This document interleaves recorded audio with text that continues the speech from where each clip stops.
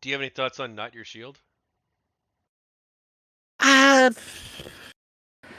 yes, although not many that are, you know, relevant at this point. Not Your Shield was a bunch of people that like the whole hashtag and argument and how the name spawned is that basically a lot of people that were going against Gamergate were like the women don't want this, the minorities do not want this, and people were like, actually I'm one of them and I don't agree with you. I am not your shield. And there's been a lot of criticism on, oh, you're actually all sock puppets. They're not real women, and which is the dumbest argument on the world. And obviously, like everything on Gamergate, because again, it was a mess. The truth was on both sides because obviously there were a lot of women, a lot of minorities, a lot of trans people that were on the side of Gamergate. And on the other side, yeah, of course there was some moron that pretended to be a woman because you're going to find morons everywhere.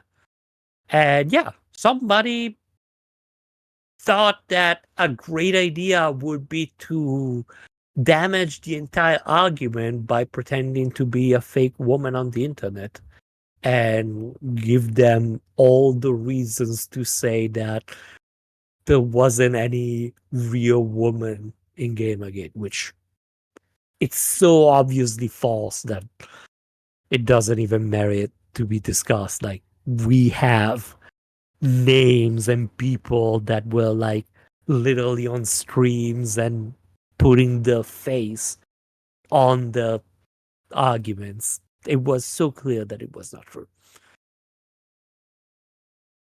Some websites banned discussion of Gamergate. Why do you think that is? Honestly, um, again, the conversation was uncomfortable. Some website did it because they didn't want to discuss it.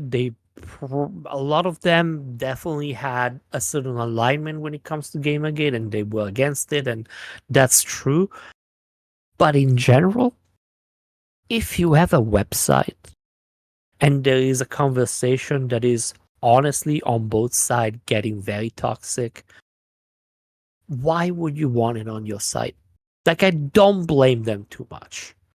I think that there are some people that were too involved to do that move, as in, the thing that you shouldn't do is ban the conversation of Gamergate and then write 10 articles about Gamergate. Like, you're in or you're out.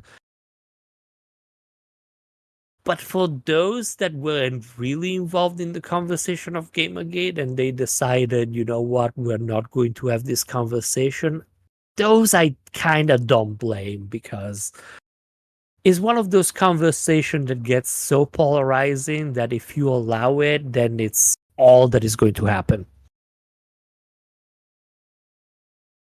But it's a little bit like the people that were ranting about certain people on Twitter and they had those people blocked.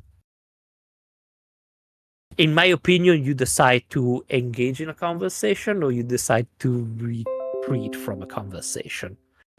You don't decide to put a wall and then throw stone behind the wall. Like, you're either in or out.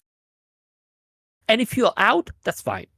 Like, if you're out, if you decide I'm not going to engage to this, sure, there's people that are going to be mad, but it's your right to take yourself out of a conversation. If you're involved and you don't let other people answer, that's a little bit scummy.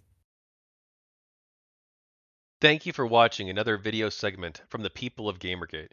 I'm happy to announce that the book, The People of Gamergate Volume 1, is now available in both hardcover and Kindle formats. Please head over to gamergatebook.com or search for The People of Gamergate on Amazon to pick up your copy today. Thank you, and have a great day.